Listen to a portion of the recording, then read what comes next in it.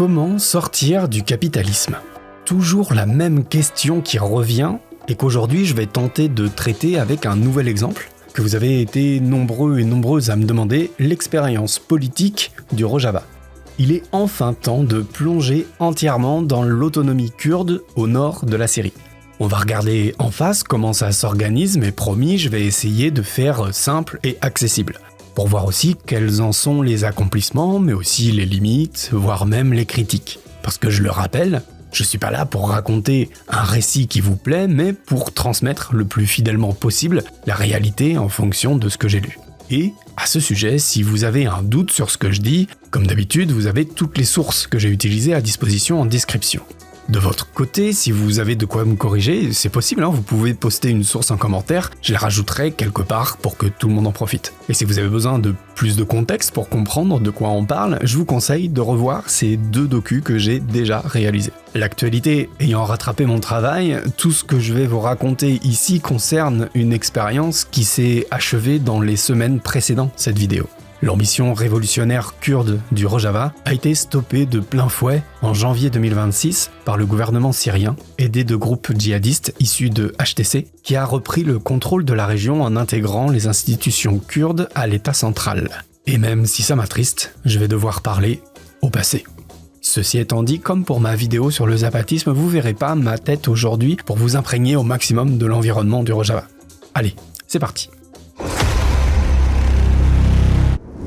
Tout commence en 2011. C'est le début de la guerre civile en Syrie. Et ça, c'est une info centrale. Tout ce que je vais décrire a été mis en place en pleine guerre civile, qui a fait près d'1 million de morts et de disparus. Essayez de garder ça en tête, tout s'est organisé au beau milieu de cet affrontement majeur. Et autre warning, je vais directement utiliser une formule que j'ai rencontrée dans mes lectures, prononcée par des Kurdes, expliquant leur fonctionnement. Si vous, les Occidentaux, ne comprenez pas comment ça marche, nous le comprenons. Et oui, le Rojava, c'est complexe, et vous allez le voir même parfois contradictoire. Et ne vous attendez pas à avoir fait le tour après cette vidéo, c'est littéralement impossible. D'autant plus que je me base uniquement sur des lectures, parfois partisanes d'ailleurs, et que sans y avoir mis les pieds, c'est compliqué de se faire un avis. Je passerai certainement à côté de choses, mais vous aurez l'espace commentaire pour me corriger ou compléter ma description. Bref, si le parti de l'Union démocratique, le PYD, a pu imposer un système alternatif au nord de la Syrie, c'est qu'il a fallu combiner plusieurs facteurs. En 2012, face à l'évolution de la situation de la guerre civile, Bachar al-Assad retire ses troupes du Rojava pour défendre le cœur du pays. Pour le PYD et sa branche armée, les YPG et YPJ, c'est une opportunité qu'ils vont s'empresser d'attraper au vol pour déclarer l'autonomie du Rojava.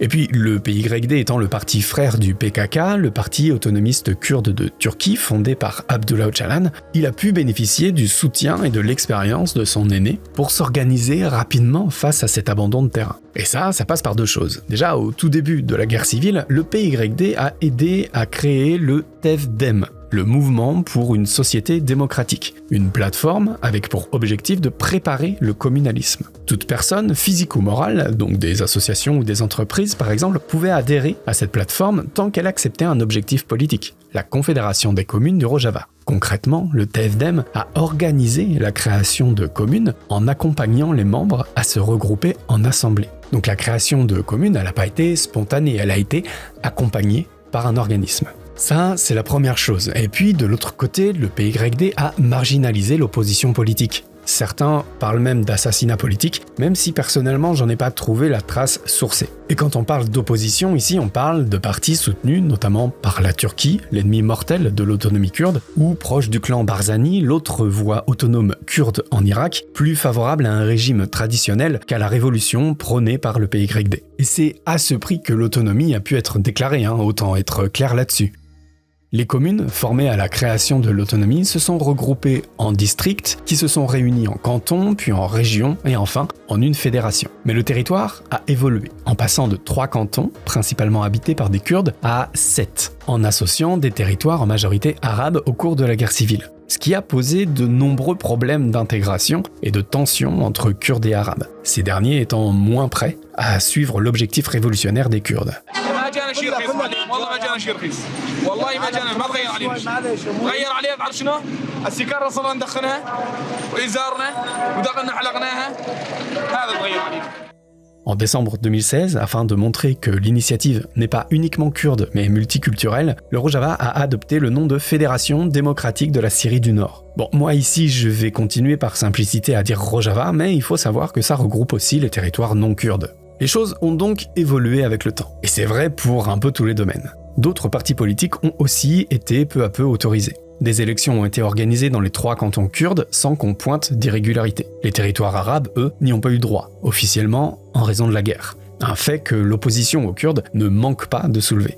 Un territoire en tension, je vous ai dit. L'organisation de la fédération est décrite dans la charte du contrat social. C'est l'équivalent de la constitution du Rojava. On notera l'appellation différente quand même, parce que si vous avez suivi ma précédente vidéo sur Öcalan, le but de tout ça est de s'émanciper de l'État-nation. Or, qu'est-ce qui caractérise un État-nation ? Avoir une constitution, par exemple. D'où le fait d'éviter cette dénomination.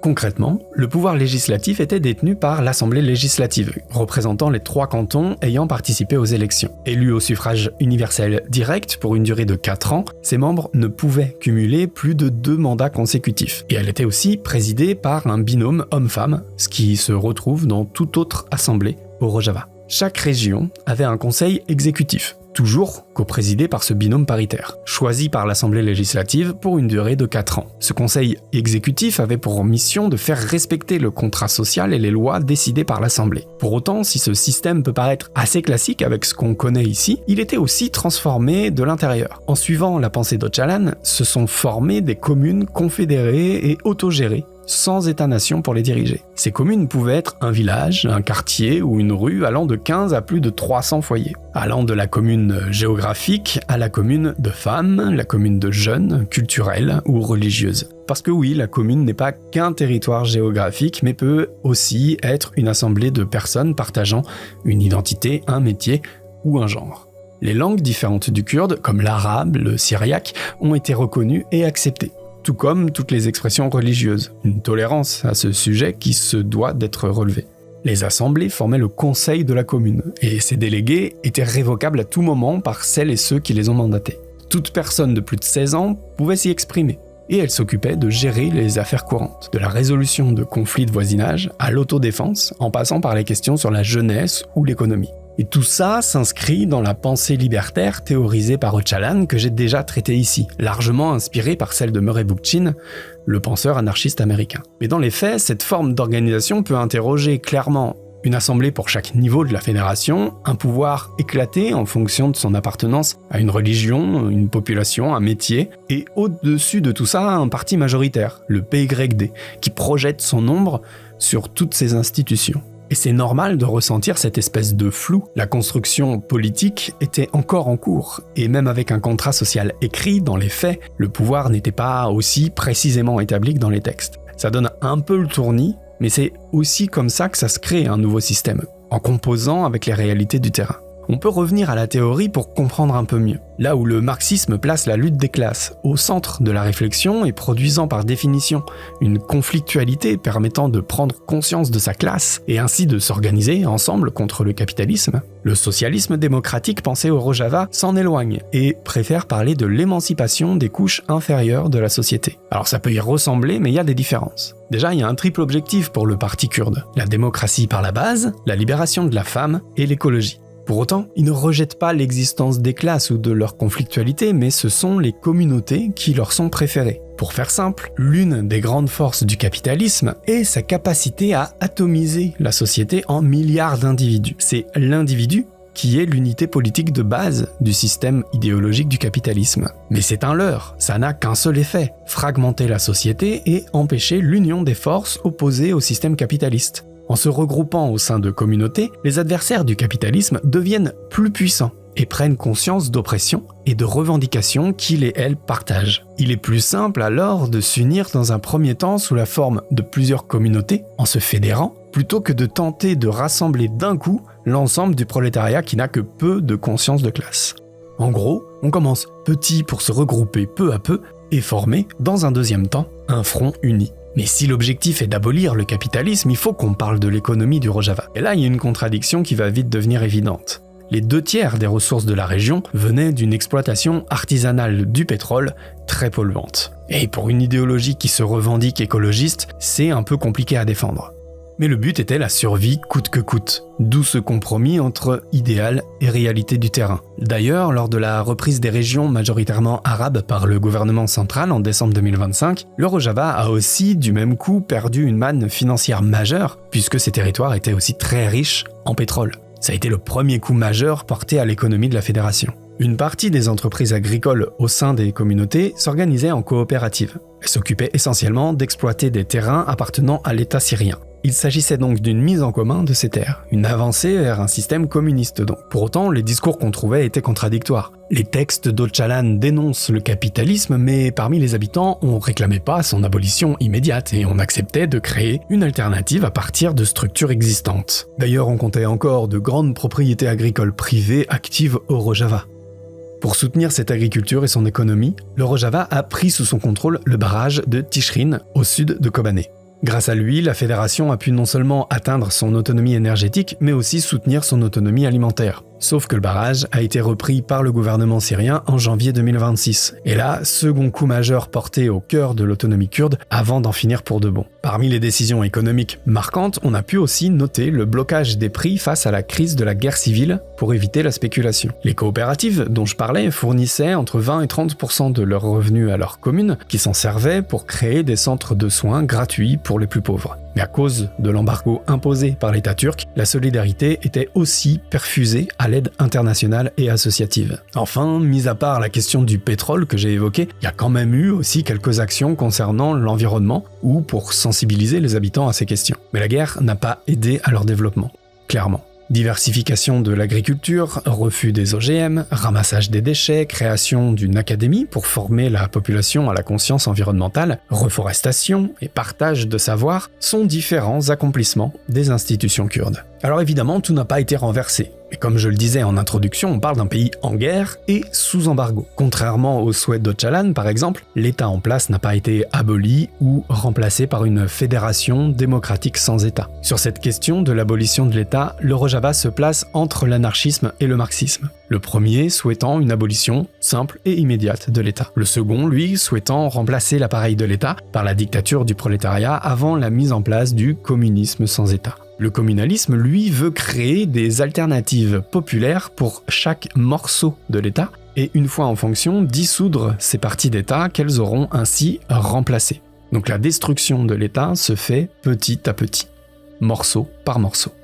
Donc on voit bien que le Rojava n'a pas renversé le capitalisme ou l'État et qu'il y avait même un gros bout de chemin à atteindre si c'était l'objectif.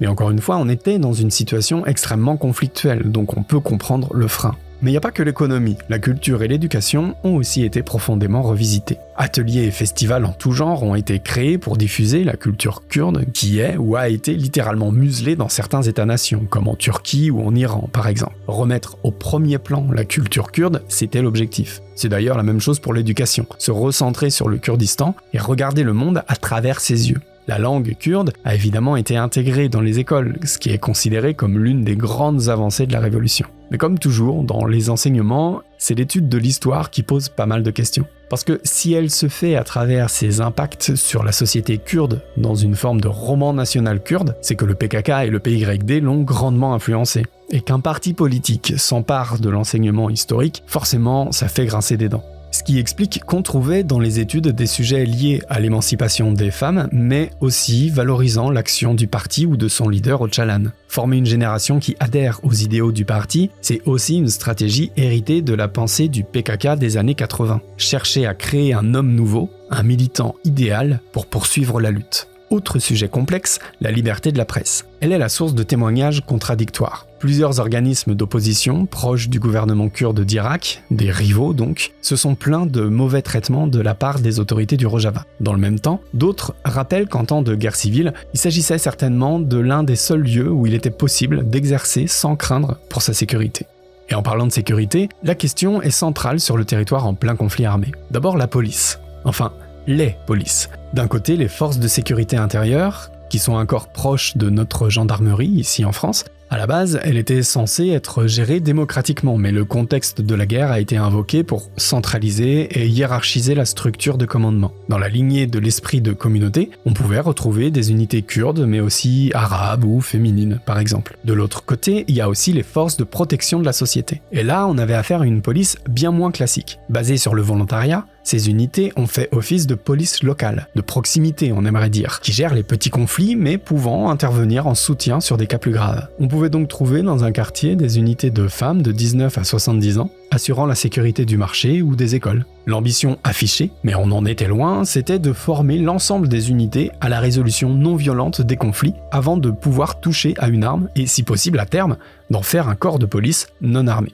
Enfin, l'un des projets encore plus lointains selon un témoignage est de former tout le monde pour idéalement supprimer l'institution de la police. D'ailleurs, qui dit police dit justice. Officiellement, la peine de mort et la torture ont été abolies. Pourtant, de nombreux témoignages vont à l'encontre de ces déclarations, notamment dans les centres renfermant les prisonniers de Daesh, qui étaient jusque-là gardés par les Kurdes de la Fédération avec le soutien, à l'époque, des États-Unis. Mais bon là, clairement, il est difficile d'avoir des preuves claires du traitement réservé aux prisonniers parce que c'est vraiment au centre des propagandes d'un camp et de l'autre. Pourtant, le projet initial était de préférer des peines de justice réparatrices et des médiations au châtiment ou à l'enfermement. La justice de la Syrie du Nord restait donc largement à construire et parfois s'accommodait d'exceptions pour préserver la paix sociale. Des traditions contraires à la charte du Rojava étaient parfois tolérées, notamment dans les territoires en majorité arabe. Toujours dans l'idée de faire de la commune le centre du pouvoir politique, toutes les communautés qui le souhaitaient pouvaient juger elles-mêmes leurs affaires dans des comités de paix, de consensus ou de conciliation, tant que les décisions ne contrevenaient pas au contrat social, dans une forme de mise en avant du pouvoir local et de l'autogestion. Si elles n'arrivaient pas à trouver un accord, elles pouvaient toujours s'en remettre à des organismes de jugement plus classiques. Enfin, le dernier point concernant la sécurité, c'est l'armée. Composée de 70 000 soldats dont de nombreux conscrits, c'est une coalition de différents groupes. Parmi eux, on retrouve les YPG, les YPJ, les composantes masculines et féminines kurdes, branche armée du parti politique PYD. L'ensemble forme les FDS, les Forces démocratiques syriennes, et sont contrôlés par plusieurs instances politiques. C'est cette force armée qui a notamment repoussé les djihadistes de Daesh pendant la guerre civile. Aujourd'hui, à la suite de la défaite kurde de janvier 2026, elles ont été intégrées à l'armée régulière du gouvernement central syrien. Si au départ l'armée du Rojava, donc les FDS, était considérée comme démocratique, peu à peu certains ont commencé à interroger la hiérarchie militaire, la professionnalisation de cette armée. Elle n'avait plus grand chose à voir avec ses débuts face à Daesh, où ses officiers étaient élus, révocables, et où des conseils de soldats, les tekmil, permettaient de critiquer ouvertement ses camarades ou ses officiers. Il se dit même parfois que l'armée commençait à former une nouvelle caste, loin de l'idéal révolutionnaire. La figure de Mazloum Abdi en est l'exemple type. Commandant en chef des FDS, encore en poste à l'heure de cette vidéo, il a parfois été repris pour ses propos, s'immisçant dans la diplomatie, alors que sur le papier, c'est pas son rôle. Ce que je veux dire avec tout ça, c'est qu'il faut bien prendre en compte que la situation de la guerre civile a évidemment joué dans l'évolution des institutions. Et que le Rojava des premiers moments, faisant face à Daesh avec le soutien de la coalition internationale, n'est pas le même que la fédération des derniers instants. Elle est devenue un proto-État installé qui n'a pas atteint les objectifs initiaux de la révolution pour le confédéralisme démocratique qu'elle s'était fixé. Que ce soit par manque de temps, de moyens ou de volonté, ou tout simplement à cause de la guerre en cours. Mais il y a quand même un point qu'on n'a pas abordé et qui est peut-être l'un des plus centraux dans la révolution du Rojava. La révolution de la femme est une révolution au sein d'une révolution. Il est temps de parler de la gynéologie. Jin Jihan Azadi. La femme, la vie, la liberté. Voilà ce qu'on entend dans les manifestations de soutien au peuple kurde. Un slogan pour dire la place centrale des femmes dans le combat des Kurdes, et notamment au Rojava. C'est la militante Sakin Kansiz, assassinée à Paris en 2013 et cofondatrice du PKK, qui a considérablement influencé l'orientation féministe du parti, qui a découlé par la suite sur la réflexion de la gynéologie. La gynéologie, littéralement la science des femmes en kurde, c'est un ensemble de principes et de pratiques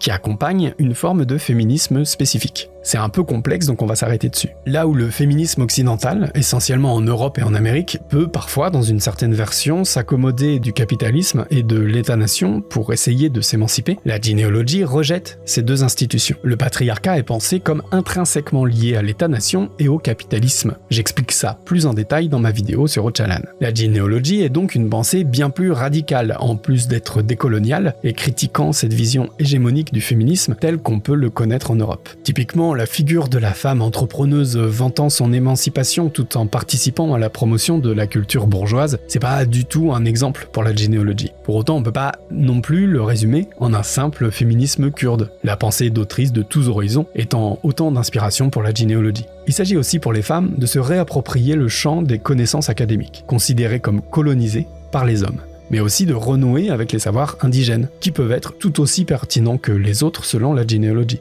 L'université de Qamishli, par exemple, dispose d'un département de généalogie, et les champs de recherche sont la politique, la santé, l'autodéfense, l'économie, l'écologie, l'histoire, l'éducation, la démographie, la justice et l'éthique esthétique. Les unités de protection de la femme, les YPJ, sont une force armée composée exclusivement de femmes, et ça s'inscrit totalement dans la généalogie. Malgré tout, l'une des critiques adressées à la généalogie est sa propension à préférer affirmer certains faits servant son discours plutôt que de les rejeter. Un exemple emblématique, c'est le narratif disant que le peuple kurde doit renouer avec un matriarcat originel, qui n'a pourtant aucune preuve d'existence tangible. En fait, le but, c'est moins de rechercher la vérité à tout prix que de permettre en premier lieu aux femmes de s'émanciper du patriarcat.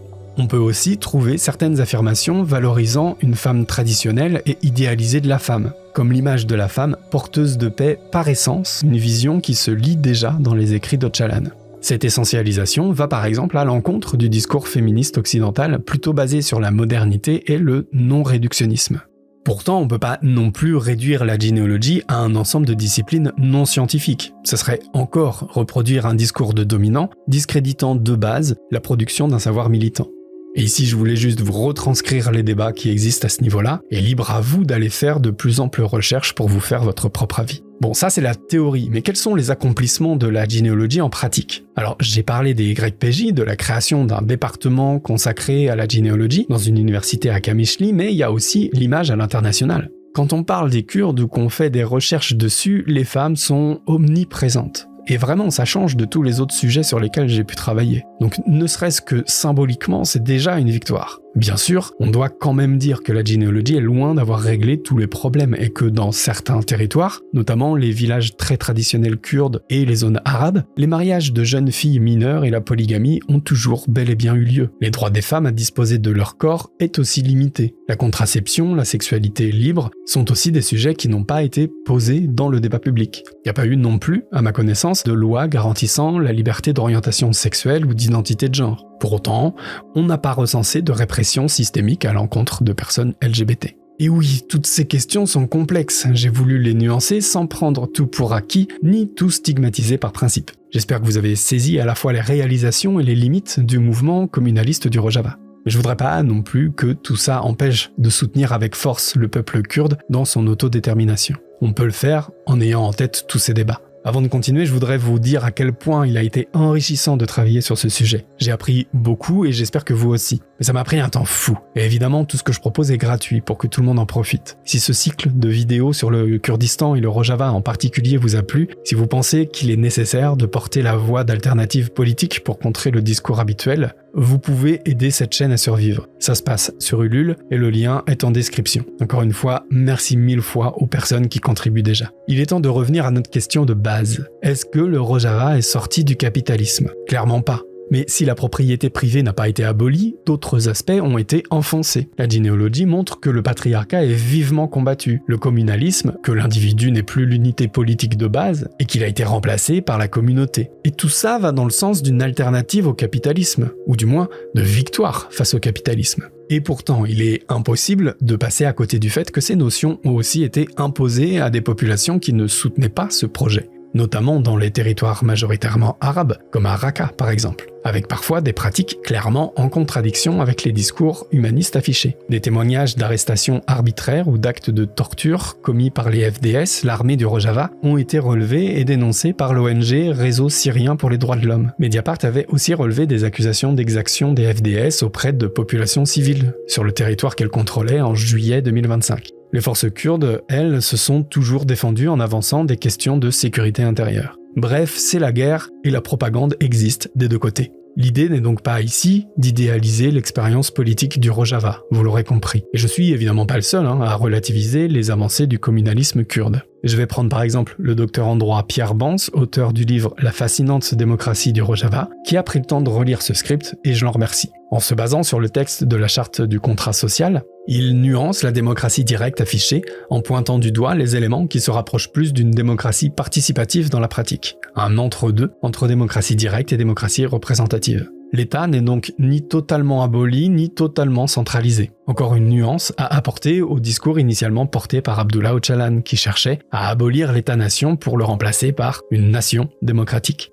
Je vous conseille ce bouquin si vous souhaitez avoir une analyse approfondie de l'expérience pratique du Rojava. Ce qu'il faut aussi comprendre dans cette complexité, c'est que pendant 70 ans, toutes les cultures composant la Syrie ont vécu sous un régime despotique et hiérarchique, à toutes les strates de la société, et qu'il est extrêmement difficile de se défaire de cette tradition autoritaire. Accepter une autre forme de système politique, décentralisé et cherchant à défaire l'État, le capitalisme ou la représentation électorale, c'est une bataille culturelle à mener sur le long terme, et qu'il est impossible d'y arriver en une petite dizaine d'années. Malgré tout, le Rojava a tenu cette dizaine d'années. Et qu'est-ce qui a fait que l'expérience a résisté ? Déjà, 3 éléments stratégiques qui n'ont rien à voir avec l'organisation politique.